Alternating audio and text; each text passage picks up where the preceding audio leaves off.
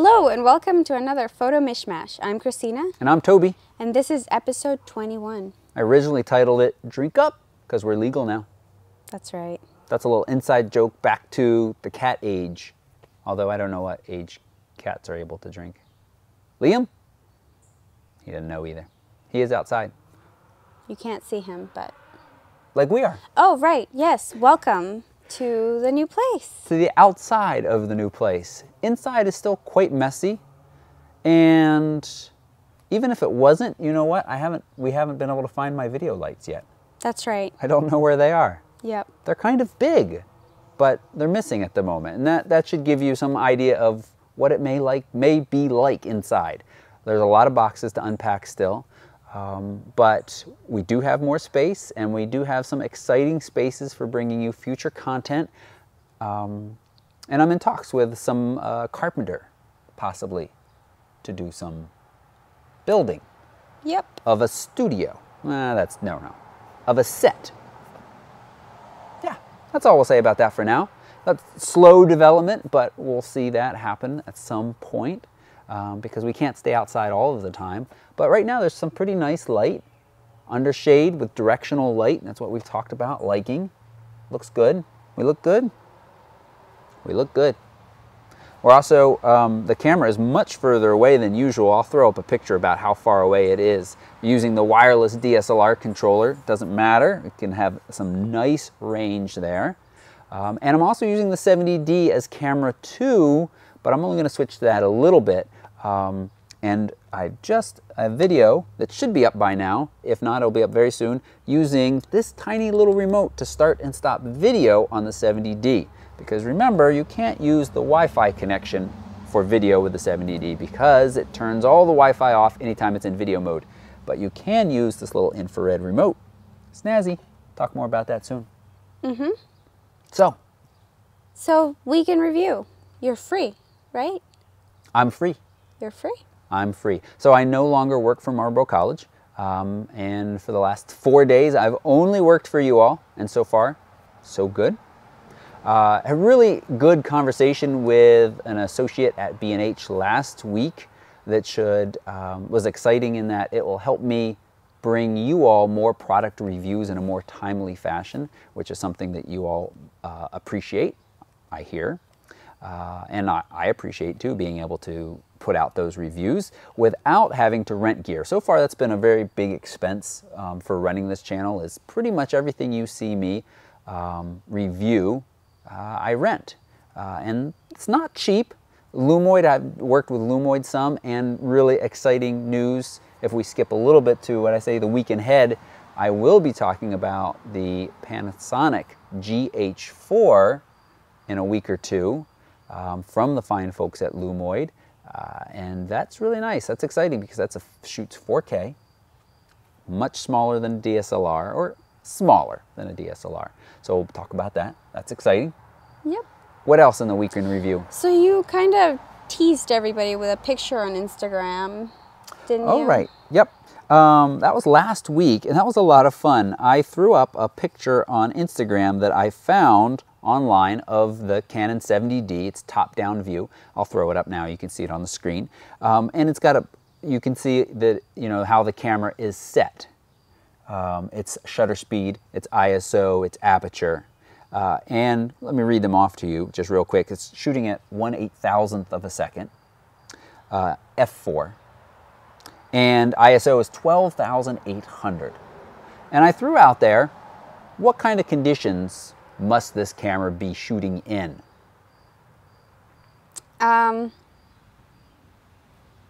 No conditions. It's a dummy. It's dummy. Yeah. Well, there's one more piece of it that makes it, you have to be more specific about, is the exposure meter is shown and it's centered. Yeah. So it's happy with its exposure right now. Right. It says, yes, this is where I want to be. So that's a big clue in that there were a lot of fun guesses in there. If you're shooting at 12,800, it's a really high ISO, but then to shoot at 1/8,000th of a second, that cuts out, that is the fastest shutter speed available to the 70D. And that might be a clue to you if this is new and you didn't see this earlier discussion on Instagram. But basically, as you said, it's a dummy. I believe it is basically several of the features that Canon wants to emphasize that this camera is capable of doing. 12,800 is its highest normal ISO, 1/8,000th of a second shutter speed is its fastest shutter speed, and that's fast. And what else is it? Oh, it says it's an AI servo mode, so they want to emphasize that it's fast and smart focusing. It's got silent, continuous shutter on, and HDR is indicated along with Wi-Fi. So all kind of little features of the camera. But we got some really fun guesses in there. Taking a picture of the sunrise very early in the morning when it's quite dark while being inside a thick fog. Well, one of the first things I did after I saw this picture and started thinking about it is I put the camera on these settings and then moved it around the room trying to see what the exposure meter would say. And everywhere except pointed directly at a bare bulb, it was well underexposed. Pointed right at a 60-watt bare bulb, then it was at exposure just a half stop over. So we're talking incredibly bright conditions that you would need because your ISO is just so high. Because your ISO is so high? Do you mean your shutter speed?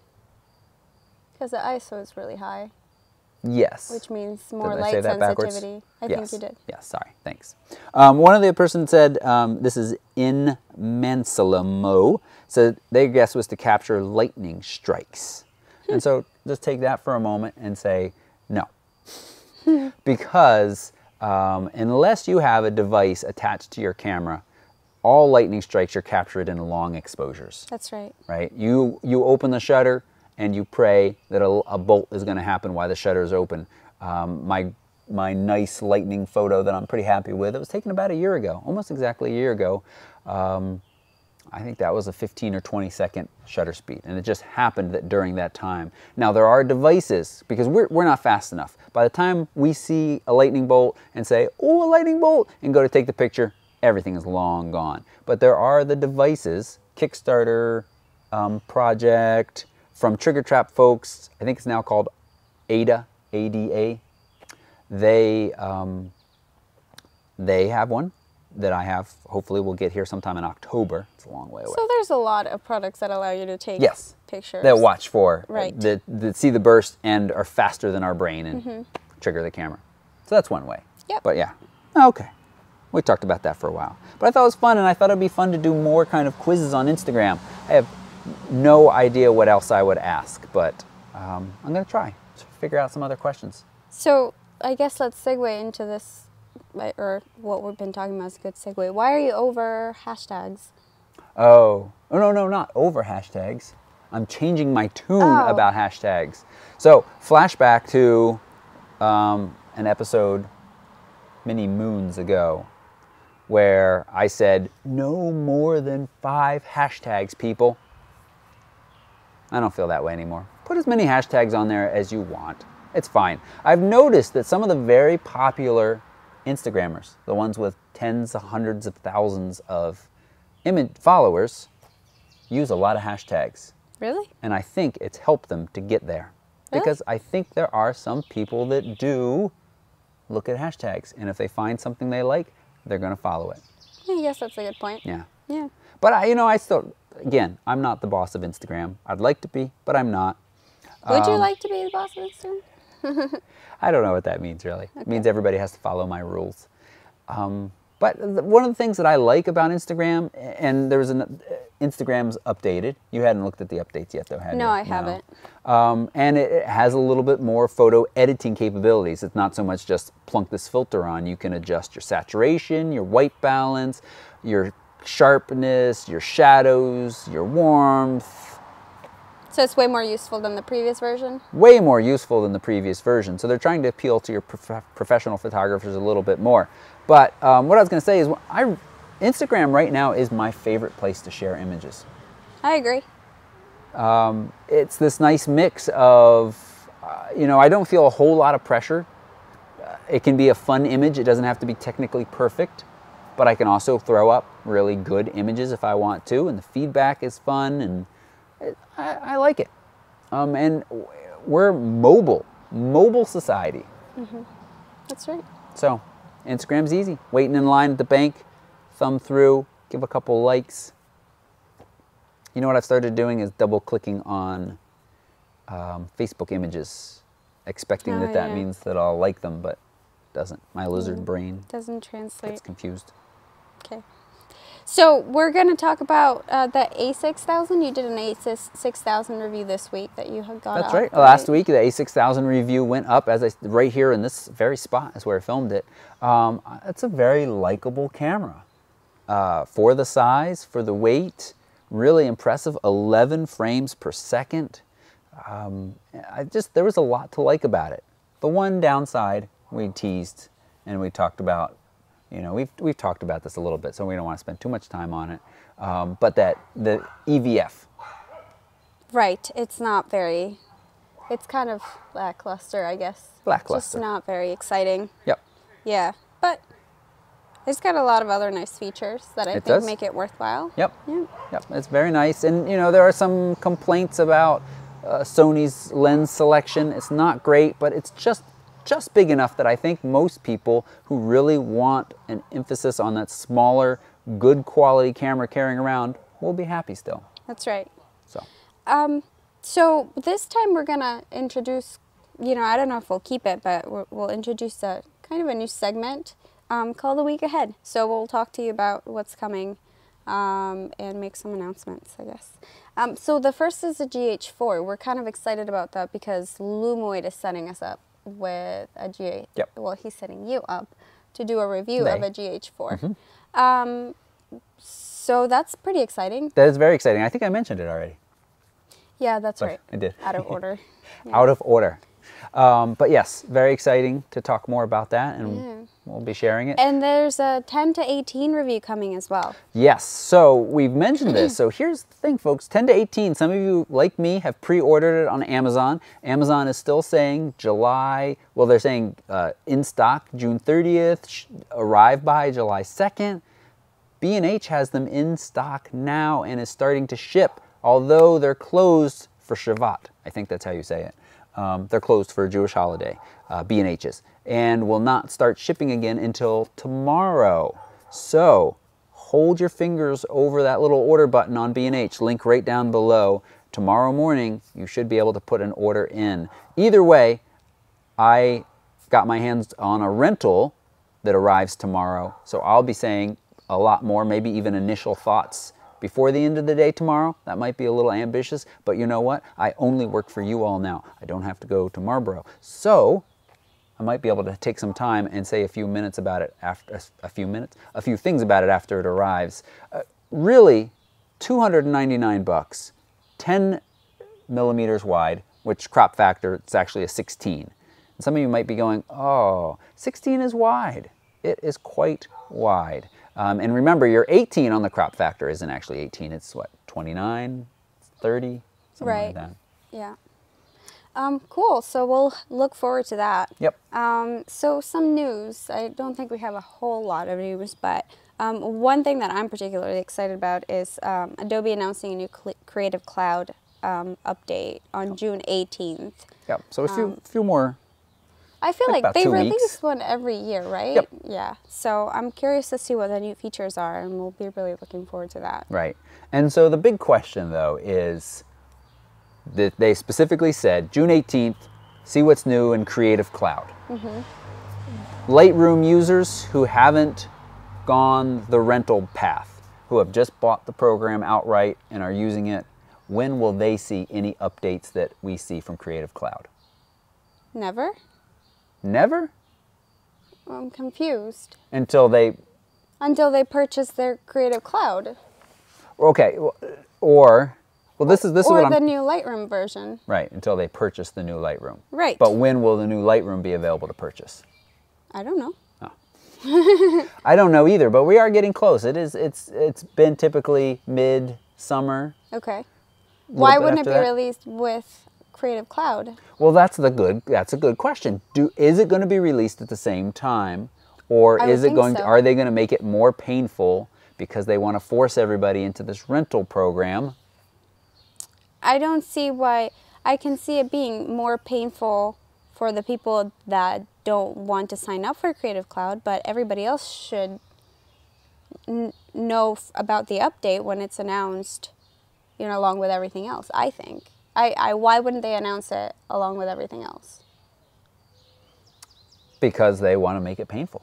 Because they want everybody into their rental program. Why would they punish people who have signed up for Creative Cloud? No, I'm not saying the people who have signed up for Creative Cloud, the people who have bought Lightroom outright. I think we're not talking about the same thing. No? So we'll just move on, I think. Okay. Well, I feel like you're saying that I feel like we're not... Well, here's my question is, and let's say Lightroom and Photoshop users who just own the programs, when will they get to see the updates that are announced to the Creative Cloud group on June 18th? Do you mean when will they get to upgrade? Or see the updates, because they're two different things? Yes. Well, when will a standalone product come out? Okay. When will Lightroom 6 come out? Along with Creative Cloud. You think so? That's what I would hope. Okay. That's our discussion is, do you think they're going to release it at the same time? You have a big patch of sunlight on your face. It makes me look better. Well, no. I think people don't mind. As long as it's not on your face. Can I move a little bit? I don't think so. Because then I'll Everything's be... pretty tight. Oh, you can move back a little bit. Yeah, I'll just lean back. Lean back. Lean back. Remember that in high school? You used to lean back. Then a friend would come along, push your chair. You had some mean friends, man. They weren't friends. Okay.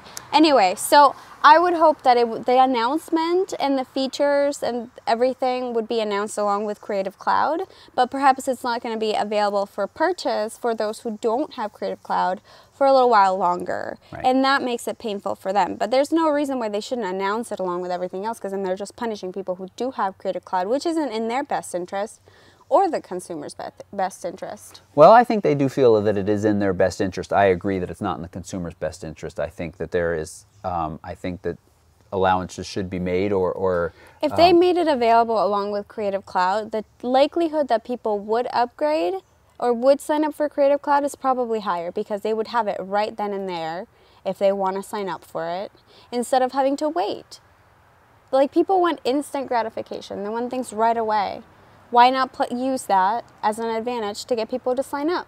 It wouldn't make any sense. That's not, I am saying, we're communicating well during this podcast. I am saying the people that are not part of Creative Cloud and do not want to be part of Creative Cloud, when will they get to update? See, that's what I was asking you, because you said when will they see when will they see the update? Okay. And when will they get to update? When will they have Lightroom 6 or Photoshop, whatever we're up to, number, if you're not part of Creative Cloud? Probably not for a while. Okay. Yeah. Well, I'm glad you understand what I'm saying now, because it seems like we're on the same page. I think so. But now Finally. But you're saying not for a while. I thought you were saying right away before. No, I'm saying that everybody should see with their eyes the update, but not the people who don't have Creative Cloud should not get to upgrade for a while after. Okay. Yeah. Let's move on. Yes, please. Let's move on. So there's been a petition against Amazon's, do you guys remember that patent that they were granted, where they were patenting a very specific way to get a white seamless background in an image? So there's a petition against that. Mm-hmm. So, you know, I think that would be cool if they are able to, you know, have the patent be revoked. Just because I don't feel like they should get a patent. That just seems really... I thought I put it in the list because I thought it was interesting, both as a petition and just also because we had talked about it already. I think it's worth signing. I'll put a link to this petition down below. You know, there are plenty of ridiculous patents out there, but this one seemed to kind of spark some interest because people, because that, you know, in layman's terms, it sounds really wrong. When we talked about it, it's fairly specific. You have to take the picture in a fairly specific way with a specific focal length, the light's positioned a certain way. Yeah, distance, for everything. this, right? Yeah. You know, that's not just take a picture with a seamless white background. It's not the same. But Right. it seems to be a fairly ridiculous patent. Yeah. And It's not like they have figured out the way to Right. create a seamless right. patent. And one of the commenters, I think it was Giuseppe, said he wonders if, and sorry if it wasn't Giuseppe, if it wasn't because they wanted to stop other patent trolls from suing them for seamless white background. Which may be. All right. But nobody had, I feel like if somebody else had patented that, then people would still be up in arms over that. So, yeah. It doesn't seem malicious. The reason behind them patenting this doesn't seem malicious to me. Because they're such a big company, why would they go after little people? Just doesn't seem. Right. And Right. plus So their company ethic is, it has been pretty good, I think, for the most part, especially when it comes to the consumer. So why would they do something like that? I don't think that makes much sense. But anyway, we'll see what happens with that. I'm really interested to see. And yeah, sign the petition if you're really interested. Just saw a little something fly by me. Some fluff. Okay, so next thing is actually kind of a funny thing. You guys have probably seen it already. It's this video of a bridal party on a dock, a huge bridal party. Huge bridal party. On a dock. And we shouldn't spoil it probably. We should just have them watch it. Well, no, here's the video. They can. Oh, there okay. It is. So yeah, you see what's going on. My favorite part, and I think most people's favorite part of this video is the bridesmaid that books it out of there. Man, I wonder if she was a track star in high school, because she just, the stride, she just moves. Yep. Yeah, good. So I think one of the comments I posted this on Facebook yesterday. One of the comments was, well, one, teach me to have a wedding party that large, and two, stay away from docks. Yeah. Why would you want to have a wedding party that large? Yeah, I don't know. I feel like I don't think I want to judge somebody who decides. No, but it does seem excessive. It just seems it doesn't seem excessive. It seems like a lot of trouble for the bride and groom to have to accommodate so many people in that way. But they're the ones that picked. Huh? They're the ones that picked the party. No, they're the I ones understand. That said. But I feel like a lot of people have huge groups of friends, which is great.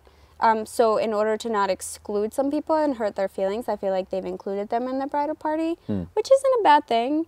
But I do feel like it is a lot of people. That's a lot of people. It is a lot of people. Yeah. What's the biggest bridal party I you don't know. photographed? I want to say it wasn't my own wedding. I was shooting for somebody else, but I think it was 12 bridesmaids and 12 groomsmen. That's big. So that's a 24. That's. I mean, that's how many were there? 26 total. 26. But there were no docks involved. No docks involved. Yeah. Good. So and then the dock thing is just kind of, there's weight limits for docks. There are. It's one of those things where there's been enough of these videos now where I think people would hesitate. It's just not common sense, it seems. To head out there. Well, I mean, you also feel like a lot of docks are Well, fairly people want to structurally get sound. the picture, and Right. the photographer's like, "Oh, this dock is cool. Let's do it," and they trust the photographer. So, Yeah. I'm not saying the photographer's a dummy, because it could have been fine, and the dock was probably not in great shape, and it could have all worked out just fine. But you know what? The best thing about it, I think, that I noticed, if you watch the slow-mo version, is once everybody is down, and the two bridesmaids have booked it out of there successfully and dryly, the bride is... What just Sorry. happened? It's okay. Keep talking. The bride is smiling and happy and enjoying herself, it seems. So, so I think the moral of the story is just go with whatever happens, on your wedding day, even if it's falling in the water from a dock. Right. So, yeah. Okay. And that was before ceremony. Did you say that? That was before the ceremony. That was before the ceremony. Yeah. So It's a little I wonder what unfortunate. they did. A lot of blow dryers, and then she had a really puffy dress. It's a lot of time. It was a lot of time.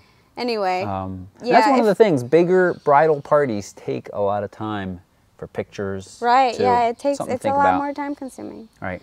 Anyway, so we'll move on to reader questions now, and I think there's a discussion, so we'll kind of... The first reader question is discussion. While you start to read it, I'm going to go over there and check why camera 2 is not running. Okay.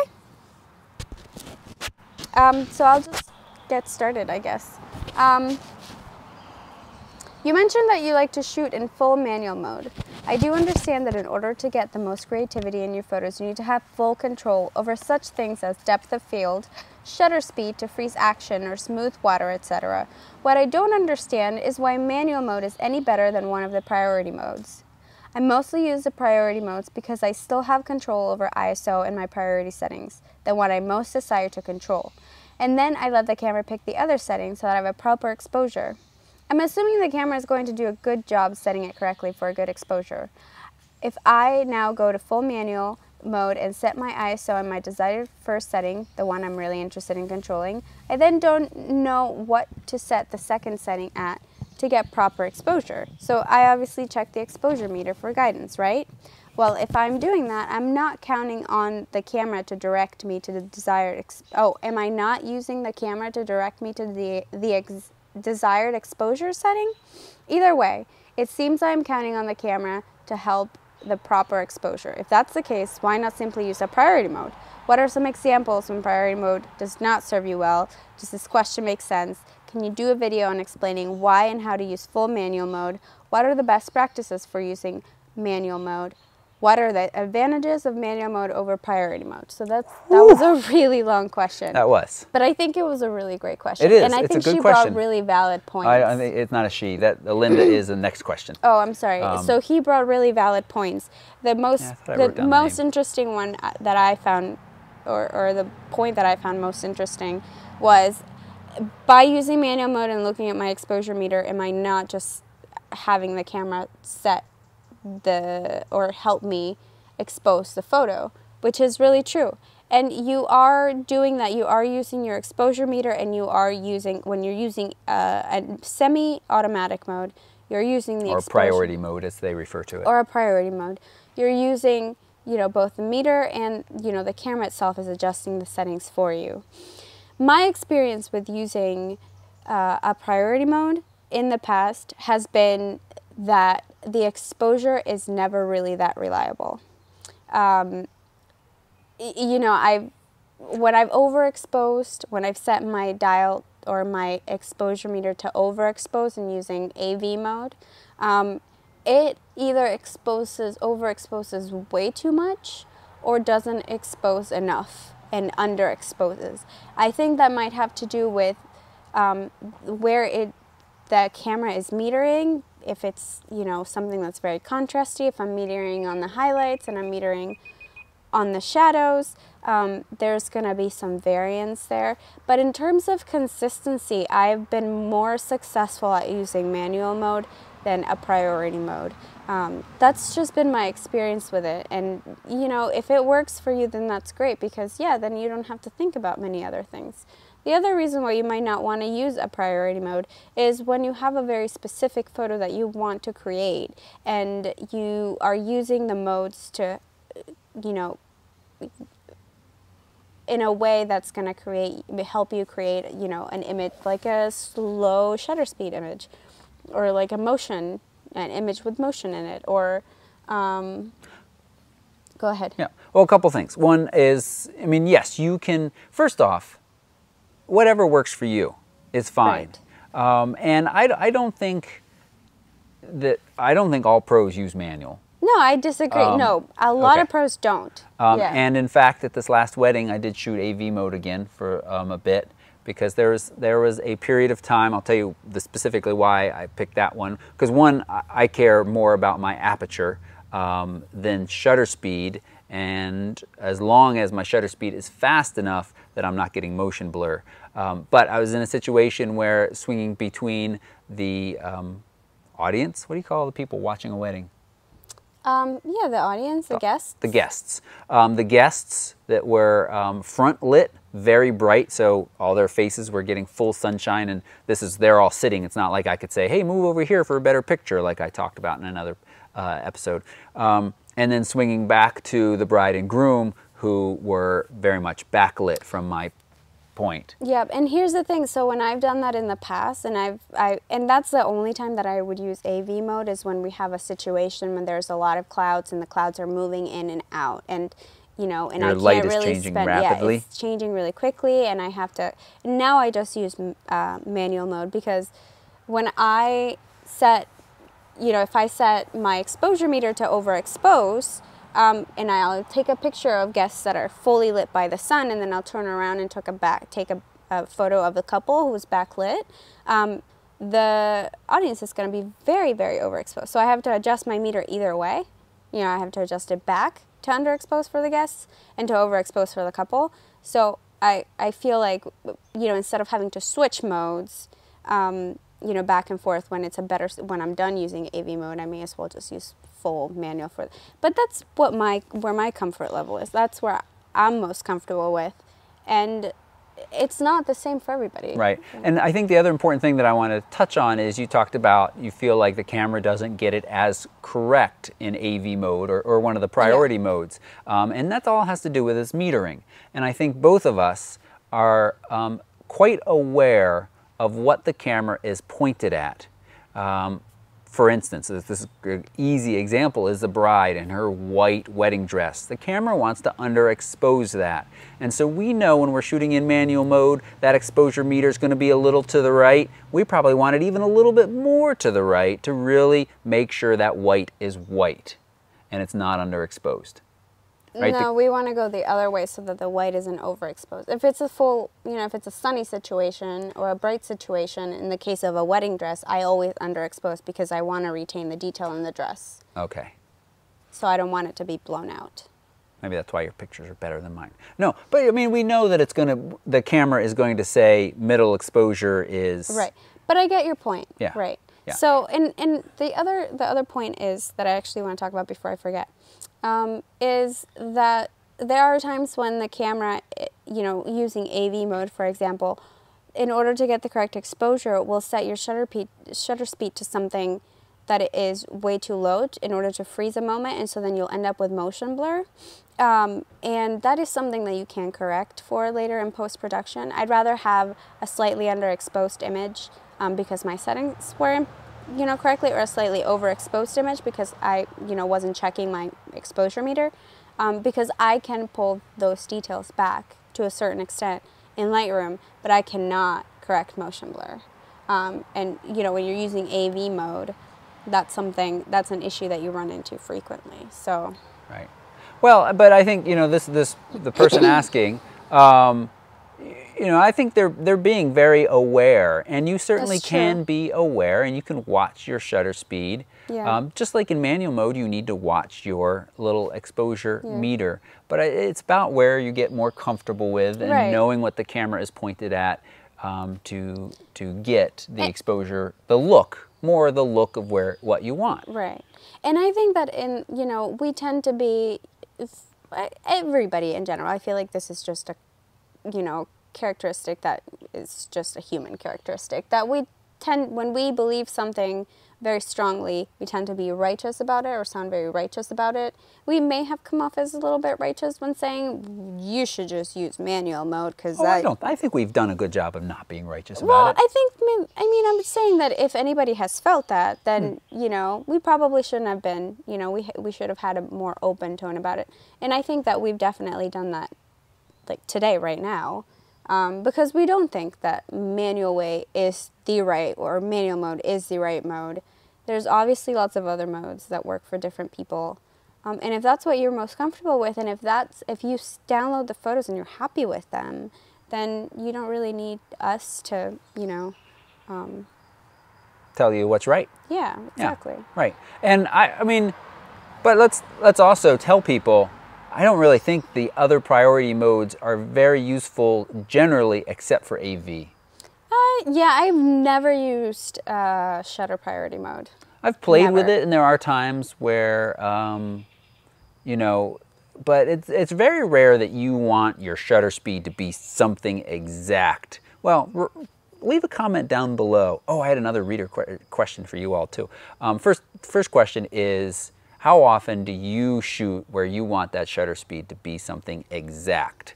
Usually I shoot, and anywhere within a range, faster than motion blur, but not crazy fast. Although I've had a question in the past, is there anything bad about shooting at 1/8,000th of a second if you have enough light? No, there's not. There's no quality difference to your images from if you're shooting a scenic like this from 1/400th of a second, well, heck, 1/50th of a second to 1/8,000th of a second if you have enough light. Let's say all other, what do you call these things that we adjust on the camera? Settings? Settings. Settings. Settings. Vocabulary word. Are the same. So that. But let me know what and there are specific times you're trying to do a panning shot.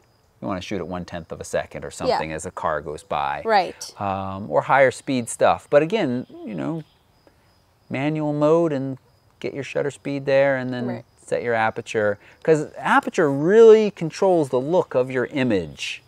Well, people out there are saying, well, shutter speed can too if you're trying to do a panning shot. Right. Or but trying to you freeze can motion. More often use aperture in a creative way than shutter speed, just because.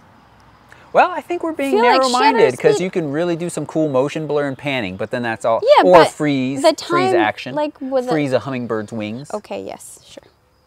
You are correct. Yes. Well, no, I'm just realizing as I said it because I was the one that initially said, well, if you're not in manual, AV, all the other ones are crap. Yeah. I, for many years, shot in P mode. I barely knew what I was doing. Right. Pointed the camera in the direction I wanted to take a picture. I had no idea what I was doing either. So, but anyway, we're figuring it out. Yeah. So, and I don't know. I don't feel like we necessarily, and I think you already said this, but I'm going to repeat myself because we haven't been talking for that long yet. I don't think we definitively answered this question, but the answer is, if I had to sum it up, it is that we feel like when we're looking through shooting manual mode, we understand the camera's metering, and our brains can figure out the settings best for that.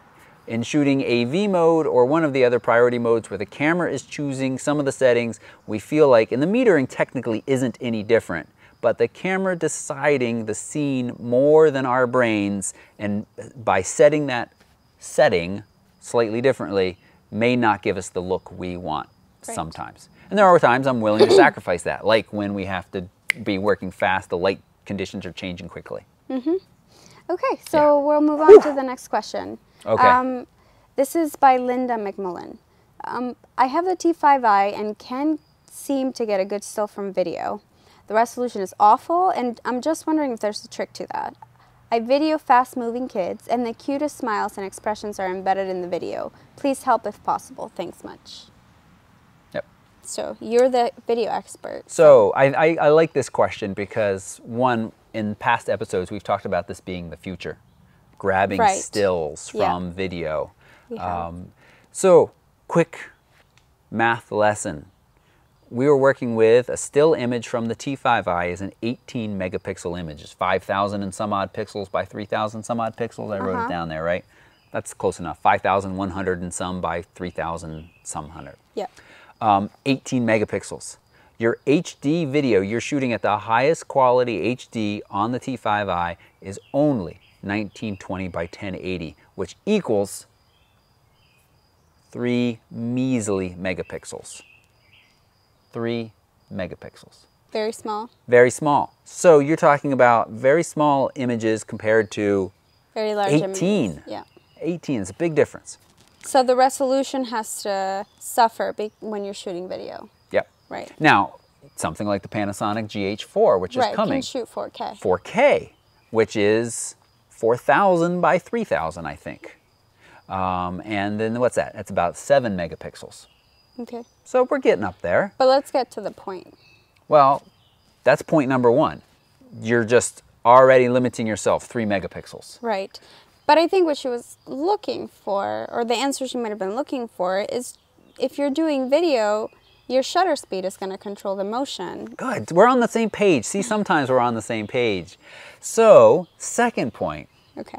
Your shutter speed, usually, if you are following my rule of thumb, or not mine, the rule of thumb of video, your shutter speed is 2 times your frame rate.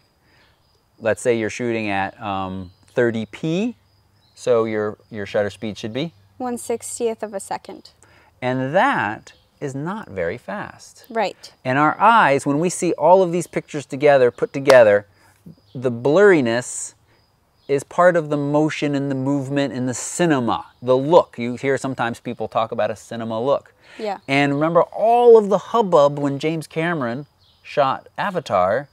I thought it was Lord of the Rings, and it was... No, first it was Avatar, and then Lord of the Rings. Because I think Avatar was, yeah. Anyway, he shot that at 60p, so his shutter speed, oh, all right, well, his shutter speed was 1/120th of a second. Yeah. And that gives you much sharper looking. Now, Yeah. I technically, personally, in video that I've shot, I have a hard time seeing a difference in the video. Yeah. I think you see the difference, like, for example, when we were at Target the other day, and we were looking at those TVs, and the one above it was, I think the frame rate was half of the one below it, and the one below it looked like, it just looked very stagey. I don't know if that makes sense. Like when you have a high-def TV and you're watching a movie, Yep.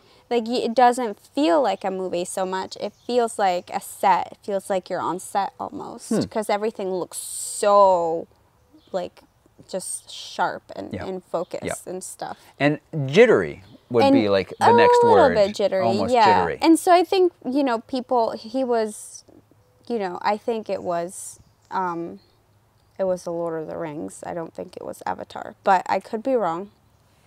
But I think Back what off people the same were, page. but I think people were complaining because it just didn't have that very traditional cinematic look to it. So, but yeah, but it was crisper, and it was Right. Right. because So- there was less motion. Right. So back to Linda. So really the only thing you can do, shoot at a higher shutter speed to make those shots crisper, but you still are going to be pulling out 3 megapixel images, Yeah. which you can get a 4:6 out of, but it's still not great. Right. It's just Linda, we're just not there yet. Yep. Not with the T5i. Yeah. Maybe, I'll try it. I'll try it with the G4H, GH4. GH4. GH4. I'll try it. Cool. Yep. I had one, that was it for reader questions. But I had another question for you all. Huh. So we just moved. And one of the things that I noticed that we moved a lot of was our product boxes. Yes. We have boxes and boxes of boxes. Do you all keep your original boxes? Lenses, flashes, camera bodies, tripods. Yeah. And do we just want to wait until next week to talk about that? Because I have very, very strong opinions about Do you? boxes. Yeah. Tune in next week for Christina's strong opinions about boxes. Maybe we'll be on the same page. Yeah. All right. And here's our pick of the weeks. Our Flickr Pics of the week. And while you're looking at those, I'll just remind you that we had a really good image critique last week. One of our best, I think. And one of the couple things came out of that. One was a really good discussion on whether or not you should Photoshop or you should edit, post-process all of your images. And there was a follow-up image by that same person who shot that image. And oh, that's true. That's true. I didn't actually remember that it was connected. But at 13 minutes and 50 seconds in that video, we have that discussion. Yeah. It's worth going and listening to, I think, and I'd love to hear your opinion about that as well. And we'll post the after picture on this video, at the end of this video, maybe? Oh, well, we posted... Or you should make a blog post of the before and after. The before and after? Yeah. Okay, she just told me what I should do. I'll put that on the list. And you all have an assignment. We That's will, on Monday night, be, right? Is that on your calendar? Yeah. Okay. Sure. We will be looking at your double take images. Thank you. I think that was Roy who suggested that. That is that kind of big scene that where you step up, you're a tourist, and you say, this is beautiful, and you capture it. Then what is the subject within that scene? Figure it out. Pinpoint it. Get in close. Isolate it. Take a picture of that. We're going to look at both of those images together, the big scene, focus down, and we'll be super appreciative of everybody who participates in that.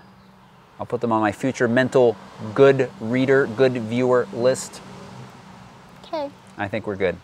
I think we're good. All right. Thanks so much for watching. And if you haven't already, please subscribe. Bye-bye.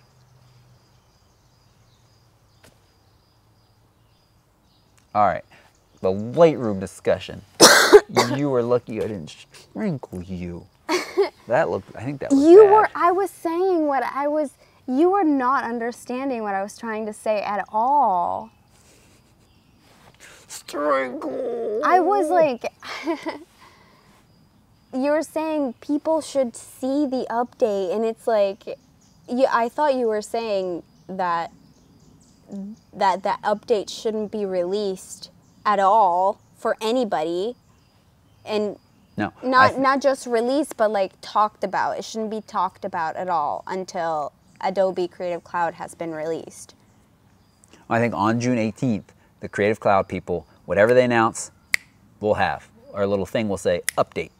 Yeah, we will have it, but not the people who don't have Creative Cloud. Right. But when will they see? Later. How much later? I don't know. I don't know how much later. And we don't even know for a fact that it will be later. We're just speculating. You think there's a possibility it could be the same day? It could be, yeah. We don't know. I mean, Adobe I know, we don't know, but did it what do you guess? happen last year? Well, I don't think so. I don't think this Everything happened right away? Well, I don't think that this is the first real year of Creative Cloud being in full swing. Okay. I don't know. Lulu just told me she signed up for it. Yeah? For Creative Cloud. I think it's totally worth it. $9.99 a month? That's way cheaper than like Photoshop just alone used to be. I know. Yeah. It is, for us, it's a very good deal. And knowing that a new version is coming out and we don't have to say, oh, are we going to budget for this or that? It's just going to be there. Yeah. That's awesome. Yeah. But there are people that don't need Photoshop, just want Lightroom. And then it's not such a good deal. Yes, it is. You still think it is? $9.99 is a pretty good deal. That's $120. Well, you're right. That's more than the full version. Yeah. Yeah. It's only $120 for both things. It wouldn't make sense not to like just get Photoshop just to use it. Right. Like there's hardly anybody who, oh, are we still rolling? Oh, I'm going to put this in there because it's better than the original discussion. It is way better. There was such a disconnect before. Okay. Okay, I think I was right. I was saying all the right things, and you were just not understanding. That's what happened, just for the record. The sky up there is very pretty right now. It See is. if my phone can capture it.